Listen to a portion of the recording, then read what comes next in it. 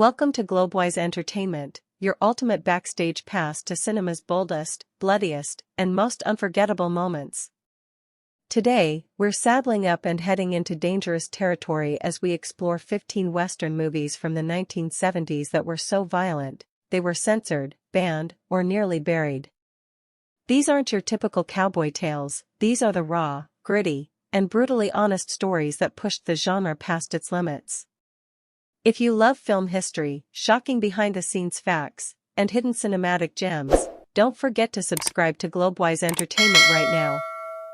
And we want to hear from you. Which of these controversial westerns shocked you the most? Drop your favorite in the comments below.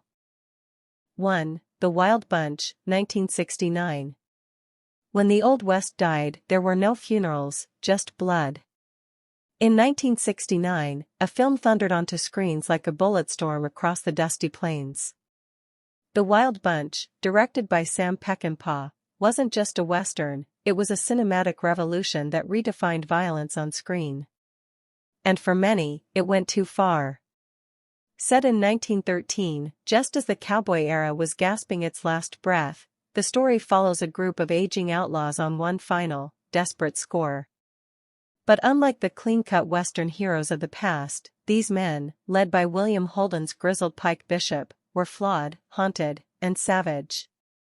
What made the Wild Bunch so controversial wasn't just its anti-heroes. It was the unflinching brutality, gunfights filmed in slow motion with blood erupting in gory detail, bodies writhing, children watching execution-style shootings, and no romantic fade to black. The now iconic opening and closing shootouts shocked audiences. It wasn't stylized, it was war on film. In an era still reeling from the violence of the Vietnam War, many saw the Wild Bunch as dangerous and nihilistic. Censorship boards around the world pushed back. The film was heavily cut in the UK and some US markets. Television edits practically removed entire scenes, reducing the movie's message to mere fragments. Yet, behind the bloodshed was a deeper theme, the death of honor, the end of a mythic age, and the chaos that follows when old codes collapse. Today, The Wild Bunch is celebrated as a masterpiece of gritty realism, earning its place in cinema history as one of the first westerns to confront the truth behind the legend, and to do so with both beauty and brutality. 2. A Fistful of Dynamite, 1971, too explosive for its time. Directed by Sergio Leone, the master behind the Dollars trilogy, A Fistful of Dynamite, originally titled Duck, You Sucker, is one of the most underrated and misunderstood Western epics of the 1970s. More than just a tale of revolution and gunpowder, this film pushed cinematic boundaries with its violent realism, political commentary, and unflinching look at human conflict, so much so that it faced censorship and was heavily edited in multiple countries. A revolutionary tale. Set during the Mexican Revolution, the film follows an unlikely duo. Juan Miranda, a rugged and resourceful Mexican bandit, played by Rod Steiger, and John Mallory, a cynical Irish explosives expert, played by James Coburn, with a mysterious past. Juan dreams of robbing the great Mesa Verde Bank. But John has a different idea, he wants to blow up the system, quite literally. The two men are pulled into the bloody chaos of revolution, and what begins as a heist film quickly turns into a profound commentary on war, betrayal, and identity. Why it was censored. Despite being marketed as a typical spaghetti western, A Fistful of Dynamite didn't play by genre rules. Here's why it was too controversial for many censors in the 1970s. 1. Unfiltered war violence. The film contains intense battle scenes, including executions and civilian casualties, shown with gritty realism. It wasn't glorified or stylized, the violence was raw and unsettling, which shocked viewers and censors alike. 2. Political themes. Leone's story delved into revolutionary politics, class struggle, and the manipulation of the working class. In politically sensitive times, especially during Cold War tensions, some countries found this subtext dangerous or subversive. 3. Tone and brutality. The film switches tone frequently, from dark comedy to grim tragedy, making it emotionally jarring. Scenes involving innocent victims, betrayals, and despair were considered too harsh for audiences expecting simple Western action. 4. Title confusion and rebranding. The original title "Duck, You Sucker" confused American audiences and sounded too flippant for such a serious film. It was later rebranded in the US as A Fistful of Dynamite, trying to ride the coattails of Leone's A Fistful of Dollars. The censored cuts. In many regions, including the United States and the United Kingdom, theatrical versions of the film were trimmed down, cutting out scenes of massacres and executions, dialogues with overt political messages, flashbacks that revealed John's tragic backstory, including betrayal and suicide. The uncut version was only restored decades later, giving modern audiences a chance to see Leone's original vision.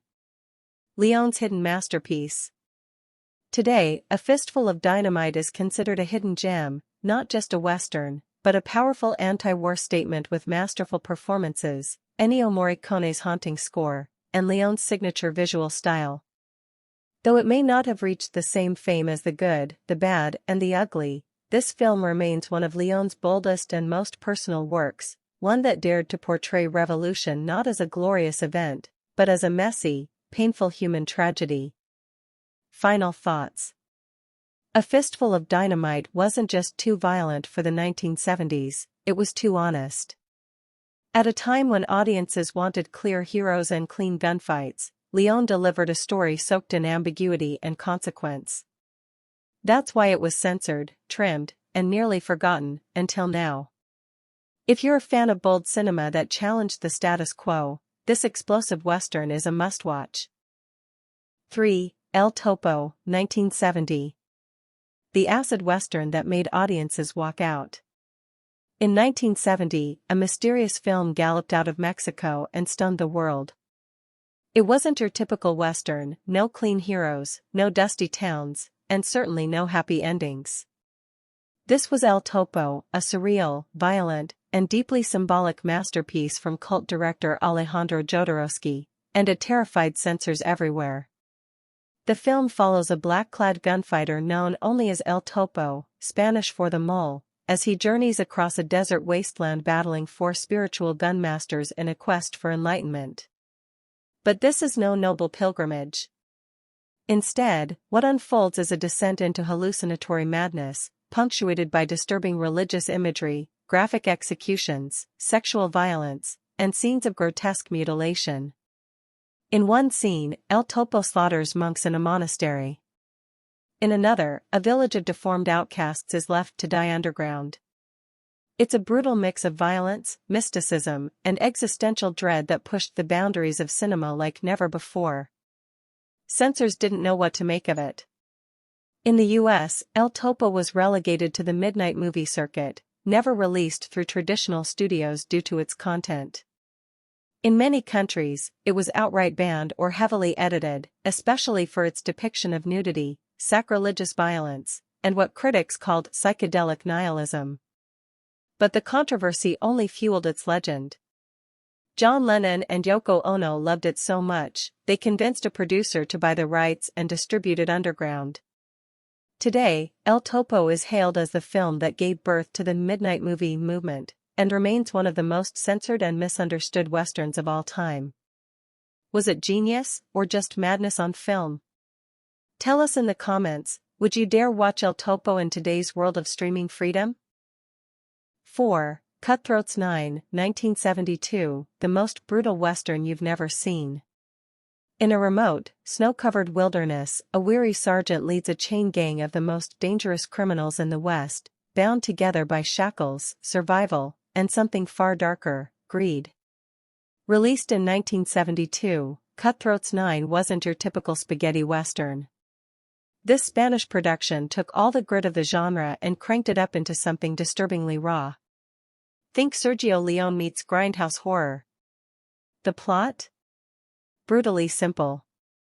After an ambush leaves their wagon destroyed and horses dead, a lone military sergeant and his teenage daughter are forced to march 7 chained convicts across treacherous terrain. But there's a deadly twist, one of them knows the shackles are made of gold. And as greed spreads like wildfire, so does betrayal, violence, and unimaginable brutality. What shocked censors wasn't just the blood, it was the sheer hopelessness. Faces were slashed. Bodies were tortured. One scene of a mutilated prisoner caused uproar in Sweden and Canada, leading to immediate bans. Even in the US, the film was heavily edited or shown only in grindhouse theaters under fake titles like Bronson's Revenge to slip past the ratings board. Today, Cutthroats 9 is hailed by some cult fans as the most violent Western ever made. But back in the 70s, many believed it went too far. It crossed the line between justice and savagery, and for that, it was buried for years. Was Cutthroats 9 just shock for shock's sake, or a bold take on how violence corrupts everything it touches? Let us know what you think in the comments. And if you enjoy uncovering hidden cinematic history, don't forget to like, subscribe, and ring the bell for more brutal legends from the Wild West, only on Globewise Entertainment. 5. Bring Me the Head of Alfredo Garcia, 1974. Director, Sam Peckinpah. In the dusty backroads of Mexico, revenge has a name and a price. Sam Peckinpah's Bring Me the Head of Alfredo Garcia wasn't just a Western, it was a descent into madness. Released in 1974, this bleak and violent tale shocked audiences and rattled censors. At its core is Benny, a washed-up piano player turned bounty hunter, who's offered a small fortune for one thing: the severed head of a man named Alfredo Garcia. What follows isn't your typical cowboy shootout. It's a gritty, nihilistic journey through desperation, corruption, and personal decay. Peckinpah, already infamous for pushing boundaries in The Wild Bunch, went even further here, depicting a world where loyalty is lost, love turns tragic, and violence feels all too real. Censors weren't prepared for the film's dark tone and unfiltered intensity. Scenes were heavily edited or outright banned in some regions. Critics at the time were harsh, calling it grotesque, even offensive. But decades later, it's hailed as a misunderstood masterpiece, a raw, unflinching exploration of human breakdown wrapped in the shell of a revenge western. Bring Me the Head of Alfredo Garcia may have been too much for the 1970s, but in today's world, it stands as a cult classic that dared to go where others wouldn't. 6. Django, 1966. The coffin-carrying gunslinger they tried to erase. In a barren, mud-soaked frontier town, a lone figure drags a coffin behind him. No one knows his name until he opens that coffin and unleashes fury. His name is Django. Directed by Sergio Corbucci, Django, 1966, is one of the most iconic and controversial spaghetti westerns ever made, a film so bold, it redefined the genre, and shocked censors around the world. When the film hit European theaters, it captivated audiences with its dark tone, morally gray characters, and hyper-stylized violence. But when it reached countries like the UK, it was a different story. Censors didn't just flinch, they banned it outright. The problem? Django wasn't your average cowboy. He wielded a machine gun hidden in a coffin, gunned down dozens in a single scene, and stood at the center of some of the most unrelenting shootouts Western cinema had ever seen. At the time, British film boards labeled it excessively violent and sadistic, denying its release for nearly 30 years. Even in countries where it was allowed, Django was often chopped, trimmed, or heavily edited for television. But ironically, that censorship only added to its legend. Despite, or perhaps because of, its controversy, Django became a cult phenomenon, inspiring over 30 unofficial sequels and influencing directors like Quentin Tarantino, who paid tribute in Django Unchained. Today, the film is recognized not just as a blood-soaked shoot-'em-up, but a cinematic revolution, a turning point when the Western stopped being about white hats and black hats, and started asking, what happens when everyone wears gray? And that's exactly why Django, brutal, bold, and unapologetically bleak, earns its place on our list of the most censored westerns of the 1970s. 7. Keoma, 1976. The Outlaw's Reckoning. In a decade where westerns were already growing darker, Keoma stood out like a thunderclap on a silent plain. Released in 1976 and directed by Italian filmmaker Enzo G. Castellari, Keoma follows a half-Native American gunslinger, played with haunting intensity by Franco Nero, who returns to his hometown after the Civil War, only to find it overrun by tyranny, sickness, and betrayal. But Keoma wasn't just another spaghetti western. It was poetic, philosophical, and unapologetically brutal. The film explores deep themes of identity, justice, and spiritual redemption, all wrapped in a gritty narrative drenched in stylized violence. What rattled censors most, however, was the film's unflinching portrayal of lawlessness, plague-ridden towns left to rot, merciless executions, and personal vengeance that crossed every moral boundary. The violence wasn't just for shock, it was a reflection of a world gone mad, and a lone man's desperate attempt to bring balance back to it. Critics were divided. Some praised its raw artistry. Others condemned it as too bleak, too bloody, and too bold for theaters of the time. Several scenes were trimmed or softened for international audiences, especially on U.S. television, where networks feared its grim tone and haunting imagery would alienate viewers. Yet over time, Keoma has earned cult classic status. Its eerie score, Shakespearean narration, and emotional weight helped elevate it far beyond the traditional Western. Today, it stands as a haunting echo from the edge of cinema, where art, violence, and philosophy collided in unforgettable fashion. 8. The Hunting Party, 1971. Private railroad cars, revenge has never been more brutal. In the dusty, lawless frontier of the American West, the hunting party sets out with the air of nobility, wealthy men, rifles slung, horses ready, and blood sport on their minds. Dangerous. But this is no ordinary hunt. When ruthless cattle baron Brant Ruger, played by Gene Hackman, invites his friends for a weekend of shooting, things take a chilling turn.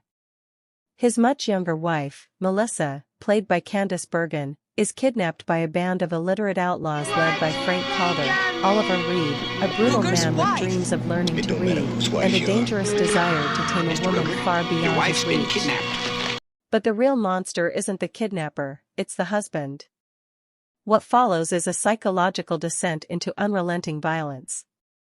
Ruger, obsessed with control, turns his hunting party into a massacre, using high-powered rifles to pick off Calder's men from afar. As he closes in, the killings become colder, more savage, no longer about rescuing his wife, but punishing her, and proving his dominion. Audiences in 1971 weren't ready. The film's graphic bold violence, disturbing power dynamics, and relentless bloodshed shocked critics and viewers alike. While it escaped outright bans, many international versions were heavily censored, and U.S. television networks refused to air it uncut for years. Even by today's standards, The Hunting Party is a bleak, unflinching exploration of male violence, ownership, and obsession. It's not just a Western, it's a dark morality tale that leaves you asking, who's the real savage? 9. Soldier Blue, 1970, the Western that went too far. In 1970, a Western film shocked the world, not with gunslinging duels or cowboy heroism, but with an unsparing look at America's darkest truths. That film was Soldier Blue, and it wasn't just controversial. It was censored, banned, and condemned in several countries. Set against the backdrop of the Colorado Territory, Soldier Blue follows a young woman, Cresta Lee, and a U.S. soldier who survive a Cheyenne attack, only to witness an even greater atrocity, a brutal massacre carried out by their own cavalry. Inspired by the real-life Sand Creek Massacre of 1864, Soldier Blue wasn't your typical Western. It flipped the genre on its head, replacing glorified frontier battles with gut-wrenching realism. The film's final 20 minutes are among the most graphic ever seen in a mainstream Western. Women and children are slaughtered. Villages burn. And the heroic myth of the American cavalry is left in tatters. For audiences in the 1970s, it was simply too much. U.S. television networks refused to broadcast it. In Britain, it was cut by over 10 minutes. In Australia, it was banned outright for its unrelenting and disturbing violence. Yet, beneath the controversy lay a powerful message, an anti-war cry that echoed the horrors of the Vietnam War. Soldier Blue wasn't just about the past, it was a mirror to the present. Today, it's hailed by some as a bold anti-imperialist statement, and criticized by others as exploitative shock cinema. But one thing's certain, Soldier Blue pulled no punches, and the censors knew it. Fade out with the haunting theme song Soldier Blue playing softly. Have you seen Soldier Blue? Did it go too far, or tell a truth no one wanted to hear? Let us know in the comments. And if you're ready to uncover more lost westerns that tested the limits of cinema, keep watching. 10. Valdez Is Coming, 1971, the story that couldn't be silenced. In the sun-scorched badlands of the American Southwest, Bob Valdez, a quiet, aging Mexican-American lawman, just wanted peace. But when a rich, arrogant rancher falsely accuses a black man of murder and has him brutally killed without trial, Valdez tries to collect a few dollars in compensation for the dead man's widow. A small request. A simple gesture of dignity. Instead, Valdez is beaten, humiliated, and tied to a wooden cross. Left for dead. What follows next is a slow-burning storm of revenge. Wounded but unbroken, Valdez returns, wrapped in leather, carrying a Sharps rifle, and whispering a chilling warning across the desert plains. Valdez is coming. This wasn't your typical Hollywood cowboy. Valdez wasn't fast with a joke or flashy with his guns. He was methodical, relentless, and righteous. And when he came back, it wasn't for glory. It was for justice. Too real for the 1970s? Valdez Is Coming shocked audiences with its raw depiction of racism, frontier justice, and cold-blooded violence. It didn't glorify the West, it exposed its ugliest truths. Several countries and TV networks cut or censored key scenes, especially those showing racial injustice and Valdez's brutal crucifixion. Even his slow, merciless path of revenge was considered too dark for mainstream Western fans. But over time, this overlooked gem became a cult classic, praised for its unflinching grit and powerful lead performance by Burt Lancaster. Valdez didn't come for a fight. But if you pushed him too far, he'd finish it. Stay tuned as we uncover more controversial westerns that dared to cross the line in our countdown of 15 censored westerns too violent for the 1970s. 11. Death Rides a Horse, 1967. The vengeance western too brutal for prime time. In the dusty silence of the Old West, one boy watched his entire family slaughtered, his home burned, his innocence stolen. That boy became a man with only one thing on his mind: revenge. Enter Death Rides a Horse, a 1967 spaghetti western that became a cult sensation, and a censorship nightmare in the 1970s. Starring John Philip Law and the legendary Lee Van Cleef, the film is a slow-burning tale of bloody justice, loaded with stylized gunfights, unsettling flashbacks, and a body count that climbed higher with every scene. But what really set this film apart, and got it censored in several regions, was its cold, unflinching violence. Instead of glorifying heroes, Death Rides a Horse lingered on suffering. It showed revenge not as a moment of glory, but as a path lined with blood, trauma, and psychological torment. In US TV broadcasts during the 1970s, censors cut entire flashback sequences, particularly scenes involving the brutal attack on the protagonist's family. Even the infamous poker game shootout was trimmed down for being too intense for American households. Though released in 1967, it was during the 1970s, when westerns flooded TV screens, that Death Rides a Horse drew controversy for not playing by the rules. It was too grim, too raw, too real. And yet, that's exactly why it became a cult favorite.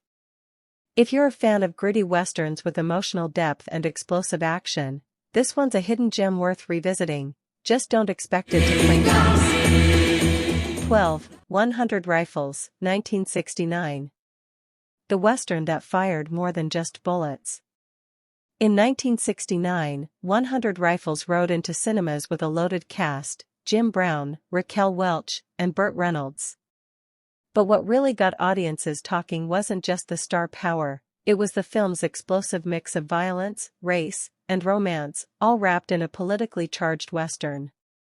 Set during the Mexican Revolution, the story follows a Black American lawman chasing a native rebel who stole rifles to arm his people. But this wasn't your typical Western shootout. 100 Rifles ignited controversy with its graphic depictions of war brutality, guerrilla-style violence, and one scene that shocked censors around the globe: a steamy, interracial love scene between Jim Brown and Raquel Welch, something almost unheard of in mainstream cinema at the time. In conservative areas of the US and across parts of Europe, the film was heavily edited or outright banned, not just for the on-screen romance but for the relentless violence and political subtext. Critics were split, some praised its boldness, others called it exploitative. But either way, the film became a symbol of shifting Hollywood boundaries. While 100 Rifles may not have been the biggest box office hit of its time, its place in cinematic history is undeniable: a Western that dared to fire shots at both the establishment and the audience's comfort zone. 13. Chato's Land, 1972. Too raw for its time, the Western that turned the tables. In Chato's Land, director Michael Winner didn't just make a Western, he made a raw, vengeful survival tale that exposed the ugly truths of racism, power, and revenge on the American frontier. Released in 1972, the film stars Charles Bronson as Chato, a half-Apache man hunted down by a posse of brutal ex-Confederate soldiers after killing a racist sheriff in self-defense. But this wasn't your typical shootout Western. Chato's Land flips the narrative. As the posse tracks Chato deeper into the desert, they become the hunted, stripped of their power, civility, and even their humanity. One by one, they're picked off in brutal, almost primal ways. What pushed this film into censorship territory wasn't just the violence, though the shootouts and death scenes are relentless and unforgiving. It was the graphic depiction of a bold assault by the posse and the disturbing racial hatred driving the entire story. These scenes shocked 1970s audiences, leading many TV networks to demand cuts, and some countries gave it a restricted or limited release. Yet, beneath the brutality lies a powerful message. Chato's Land dared to ask, what happens when justice is stripped away, and the oppressed take back control, by any means necessary? Controversial then. Unforgettable now. 14. The Great Silence, 1968. A Western too dark for America. In the bleak, snow-covered frontier of Utah in the late 1800s, silence is more than golden, it's deadly. The Great Silence, directed by Sergio Corbucci, isn't your typical spaghetti Western. There are no clear heroes, no blazing sunsets, and no triumphant victories. What it offers instead is a haunting masterpiece of moral ambiguity and shocking brutality, so disturbing, American distributors refused to release it during its time. The story follows a mute gunslinger known only as Silence, played by Jean-Louis Trintignant. He doesn't speak, not because he's shy, but because his throat was slit as a child by bounty hunters. Now, he speaks through the barrel of his gun, defending innocent outlaws and poor settlers from a group of ruthless, law-abiding bounty killers. One of them is Loco, portrayed chillingly by Klaus Kinski, a cold-blooded executioner with no empathy and no mercy. What made this film so unbearable for U.S. audiences in the 70s was not just the cold-blooded violence, but the ending. In a twist that shattered genre expectations, the villain wins. Silence is gunned down. Hope is extinguished. And the credits roll in absolute despair. Critics at the time were stunned, some called it nihilistic, others unwatchable. American studios shelved it, fearing backlash over its grim tone, racial themes, and raw depictions of injustice. Despite this, The Great Silence has earned a cult legacy. Quentin Tarantino even cited it as a direct influence on The Hateful Eight. Today, it's seen as a brave and brilliant anti-Western, a film that dared to show the West not as a land of heroes, but as a place where violence ruled and justice failed. Too dark for its time? Definitely. But unforgettable? Absolutely. 15. The Last Hard Men, 1976. Directed by Andrew V. McLaglen, starring Charlton Heston, James Coburn, Barbara Hershey. In the dusty twilight of the Old West, law and chaos collide for one final, brutal showdown.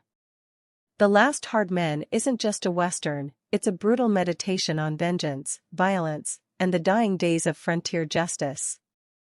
Released in 1976, this film shocked audiences not just with gunfights, but with its raw and unflinching portrayal of human cruelty. Former Arizona Ranger Sam Burgade, Charlton Heston, is enjoying retirement when a ruthless outlaw, Zach Provo, played by a chilling James Coburn, escapes from a chain gang, hell-bent on revenge. Years earlier, Burgade had shot and captured Provo, killing his wife in the process. Now, Provo is out for blood, and he's not just targeting Sam, he's coming for his daughter, Susan, played by Barbara Hershey.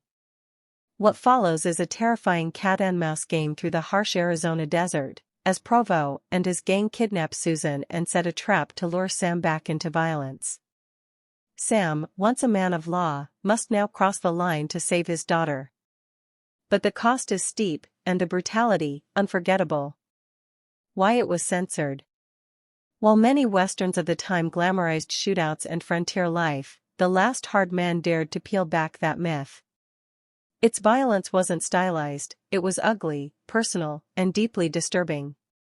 One infamous scene involving implied sexual assault drew harsh criticism and led to heavy edits or outright bans in multiple countries. Network TV versions were significantly trimmed, removing entire sequences of violence and psychological torment. In the UK, the film struggled with classification, while even in the US, it sparked outrage for pushing the boundaries of what was acceptable in mainstream cinema. Legacy and impact. The Last Hard Man wasn't a box office smash, but it left a mark. It served as a bridge between classic westerns and the revisionist westerns of the late 70s and 80s. Charlton Heston's performance brought a sense of aging masculinity and moral ambiguity rarely seen in the genre, while James Coburn's villain was disturbingly charismatic, more monster than man. The film was a reminder that the American frontier wasn't just about heroes, it was about survival, revenge, and scars that never heal. Today, it's considered a cult western, remembered for daring to expose the violent underbelly of a genre that was often too clean. In a time when the West was being romanticized, The Last Hard Men shattered the illusion. It was brutal, unforgiving, and, some might say, too real for its own good. It wasn't just a western. It was a warning that even legends bleed. And there you have it, 15 western films that didn't just break the rules, they shattered them. These weren't just movies, they were cinematic shootouts with the censors themselves, redefining what was acceptable on screen. If you're a fan of bold filmmaking, untold Hollywood stories, and the wild side of cinema history, make sure you hit that subscribe button and join the Globewise Entertainment posse. Which of these censored westerns shocked you the most? Was it the gritty realism of The Wild Bunch, or the raw intensity of Cutthroats 9? Tell us in the comments below, we're reading every one. Until next time, keep your boots dusty and your movie tastes bold, only here on Globewise Entertainment.